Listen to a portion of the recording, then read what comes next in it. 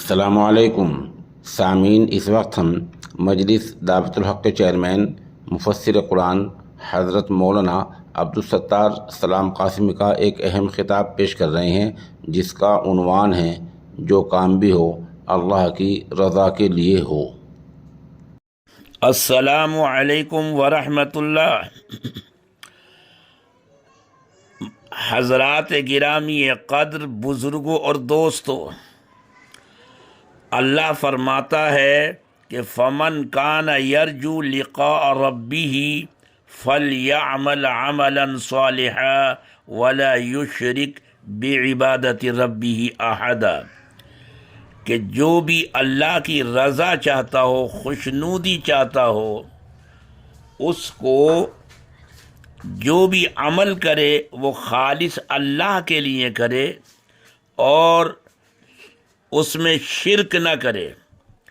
اللہ کو اخلاص پسند ہے کہ جو کام بھی ہو وہ اللہ کی رضا کے لیے ہو۔ دکھلاوے سے، ریاکاری سے سخت نفرت ہے، ناپسندیدہ چیز ہے، چاہے عبادات میں ہو، اعمال میں ہو، کسی بھی چیز میں ہو۔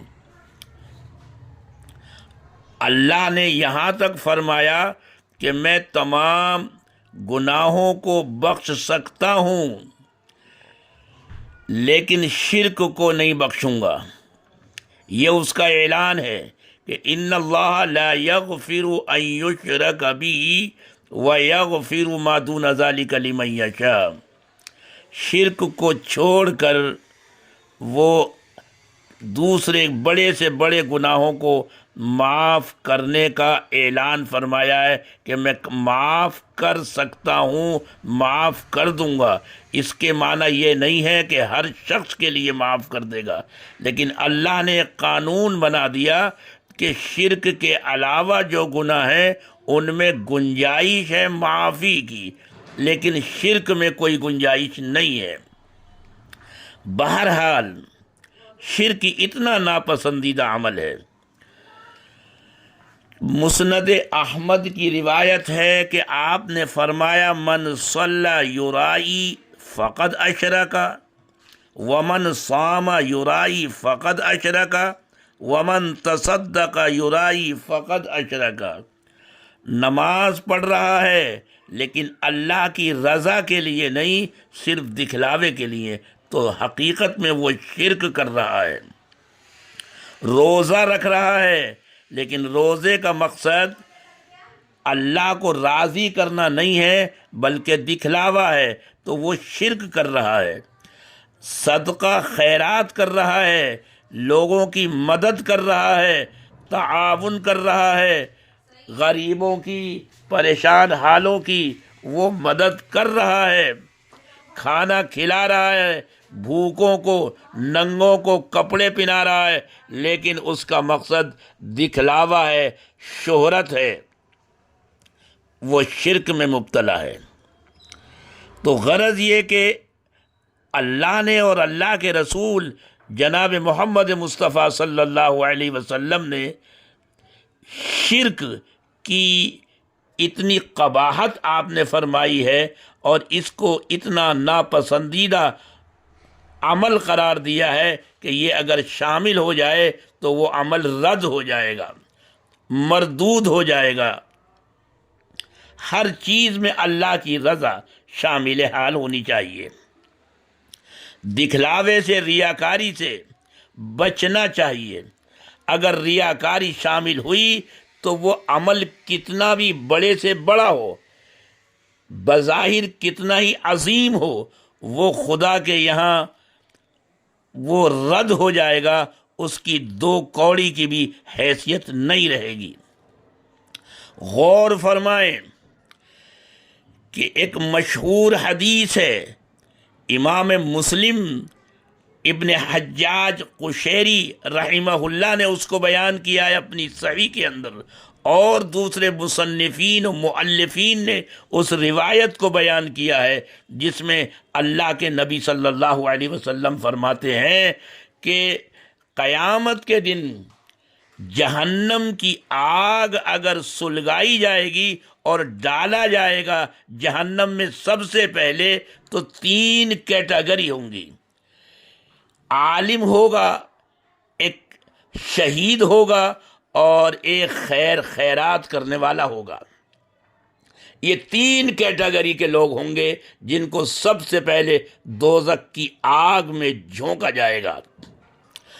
بعض نادان لوگ یا وہ لوگ جن کو علماء سے بیر ہے، جن کو علماء سے نفرت ہے، دین بیزار لوگ اس روایت کو بڑے زور و شور کے ساتھ پیش کرتے ہیں کہ دیکھو جہنم میں سب سے پہلے عالم ڈالا جائے گا، قاری ڈالا جائے گا، خیرات کرنے والا دانی وہ ڈالا جائے گا، اور شہید ڈالا جائے گا۔ حضرت علی کرم اللہ وجہہ نے ایک موقع پر فرمایا کہ کلمۃ حق ارید بہا الباطل، بات تو اپنی جگہ صحیح ہے لیکن کہنے والے کی نیت خراب ہے۔ ان لوگوں کی وہ روایت جو انہوں نے پیش کی، وہ روایت اپنی جگہ 100% وہ صحیح اور درست، لیکن ان کی نیت خراب ہے، نیت باطل ہے۔ نیت ان کی یہ ہے کہ علماء کی تخفیف ہو، علماء کی تضحیک ہو، علماء کے بارے میں لوگوں کی رائے خراب ہو کہ یہ علماء تو وہ ہے کہ جن سے جہنم کی آگ کی اسٹارٹنگ، ابتدا اور آغاز ہوگا۔ میرے عزیزوں اور دوستو، وہاں برائی عالم کی نہیں ہے، وہاں دانی کی نہیں ہے، شہید کی نہیں ہے، بلکہ در حقیقت اس شرک کی وجہ سے ہے، اس دکھاوے کی وجہ سے ہے، جو دکھاوا اس عالم میں تھا یا اس شہید میں تھا یا اس دانی خیرات کرنے والے کے اندر تھا۔ چنانچہ عالم کو بلایا جائے گا اور پوچھا جائے گا کہ میں نے تجھ کو علم دیا، وہ علم جو میں نے اپنے نبی اکرم صلی اللہ علیہ وسلم کو قرآن کریم دیا، اس کتاب کا علم تجھے دیا، تو نے کیا کیا؟ وہ کہے گا کہ پروردگار، میں نے اس کو سیکھا، سکھایا، لوگوں میں پہنچایا، دور دراز تک میں نے تیرے اس قرآن کے علم کی تبلیغ کی۔ اللہ فرمائے گا کذبتا، تو جھوٹ بولتا ہے۔ فرشتے کہیں گے کذبتا، تو جھوٹا لپاٹیا ہے، تو نے جو کچھ بھی کیا صرف شہرت حاصل کرنے کے لیے کیا تھا، اور شہرت تیری دنیا میں ہو چکی، یہاں تیرے لیے کچھ نہیں ہے، اور حکم ہوگا کہ اس کی ٹانگیں پکڑ کر گھسیٹ کر جہنم میں ڈال دیا ہو۔ اسی طرح دانی جو بہت بڑا دنیا میں خیرات کرنے والا تھا، لوگوں کی مدد کرنے میں پیش رہتا تھا، اس سے اللہ پوچھے گا میں نے تجھ کو مال دیا، اپنی نعمتیں دی، تو نے کیا کیا؟ وہ کہے گا کہ پروردگار، میں نے تیرے اس دیے ہوئے مال کو غریبوں پر لٹایا، ننگوں کو کپڑے پہنائے، بھوکوں کو کھانا کھلایا، دیگے کی دیگے میں نے چڑھوا دی، میں نے جو مصیبت زدہ تھے ان مصیبت زدہ لوگوں کی مصیبت میں کام آیا۔ اللہ فرمائے گا کذبتا، جھوٹا ہے تو، جھوٹ بولتا ہے۔ فرشتے کہیں گے کذبتا، جھوٹا ہے تو نے یہ سب اس لیے کیا کہ لوگ تیری شہرت کریں، اخباروں میں تیرا ذکر ہو، چینلوں پر تیرا ذکر ہو کہ فلاں شخص وہ اس قدر خیرات کر رہا ہے۔ وہ ہو چکا دنیا میں، وہ ہو چکا، یہاں اب کچھ نہیں ہے، یہاں کے لیے تو نے کچھ نہیں کیا تھا، اور حکم ہوگا اس کی بھی ٹانگیں پکڑو اور جہنم میں جھونک دو۔ پھر اسی طرح اس شخص کو بلایا جائے گا جس نے بظاہر اپنی جان اللہ کی راہ میں دے دی۔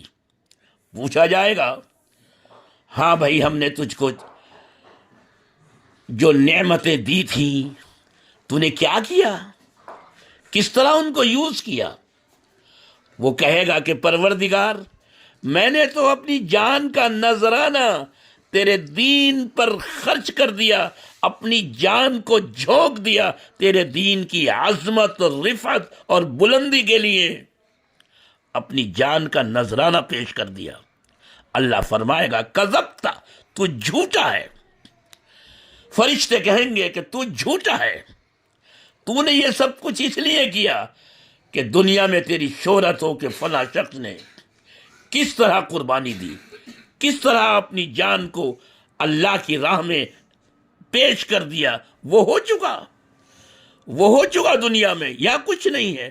تو غرض یہ کہ وہ عالم ہو یا وہ دانی ہو یا وہ شہید ہو، اس کے بارے میں جو یہ فیصلہ ہوا اس کے علم کی وجہ سے نہیں، اس کے تعاون اور مدد کرنے اور پیسہ خرچ کرنے کی وجہ سے نہیں، اور جان کا نذرانہ دینے کی وجہ سے نہیں، بلکہ ریاکاری کی وجہ سے یہ فیصلہ ہوگا، اور جہنم میں اس کو سب سے پہلے جھونکا جائے گا۔ ورنہ علم کی فضیلتیں تو قرآن بھرا پڑا ہے علم کی فضیلتوں سے، قرآن کریم کی تعلیم یہ تو مقصد نبوت ہے۔ آپ نے فرمایا کہ انما بعثت معلما، مجھے تو اللہ نے بنا کر بھیجا ہی معلم ہے۔ آپ کا تو مشن ہی یہ تھا یعلمہم الکتاب والحکمہ، تعلیم کتاب۔ تو قرآن کریم کی تعلیم، عالم ہونا اور اس علم سے لوگوں کو فیض یاب کرنا، یہ تو دین کا اہم مقصد ہے۔ اس وجہ سے نہیں بلکہ شہرت اور ریاکاری کی نیت کی وجہ سے۔ یا دانی قرآن کریم بھرا پڑا ہے، اقیموا الصلاۃ وآتوا الزکاۃ، اقیموا الصلاۃ وآتوا الزکاۃ، نماز قائم کرو اور اللہ کی راہ میں خرچ کرو، اللہ کی راہ میں خرچ کرو۔ تو خرچ کرنے کی وجہ سے اس کو جہنم میں نہیں جھونکا جائے گا، بلکہ اس ریاکاری اور اس دکھلاوے کی وجہ سے اس کو جہنم میں جھونکا جائے گا۔ اسی طرح سے شہید کا معاملہ ہے کہ یہ تو سب سے بڑا عمل ہے۔ اسلام کی چوٹی بتائی ہے اللہ کے نبی صلی اللہ علیہ وسلم نے، ذروۃ الاسلام الجہاد فی سبیل اللہ، یہ تو سب سے اونچی چوٹی ہے، یہ تو شکر ہے اسلام کا۔ تو اس وجہ سے نہیں اس کو جھونکا جائے گا جہنم میں سب سے پہلے، بلکہ ریاکاری کی وجہ سے۔ تو بعض نادان بھولے یا بعض وہ لوگ جو دین بیزار ہیں، جنہیں علماء سے نفرت ہے، وہ ایسی روایتوں کو اپنے مطلب کے لیے، اپنی مطلب برآری کے لیے، لوگوں کو دھوکہ اور فریب دینے کے لیے اس طرح کی چیزیں پیش کرتے ہیں، جبکہ فی الواقع عالم کا مقام بہت اونچا ہے، دانی کا مقام بہت اونچا ہے، اور شہید کا مقام بہت اونچا ہے۔ لیکن یہ اونچا اس وقت ہے جبکہ وہ علم اللہ کی رضا کے لیے ہو، وہ شہادت اللہ کی راہ کے لیے ہو، اور وہ خیرات اور لوگوں کی مدد اللہ کی راہ کے لیے ہو۔ اللہ تعالی ہمیں قرآن کریم کا صحیح فہم عطا فرمائے۔ وآخر دعوانا ان الحمد للہ رب العالمین۔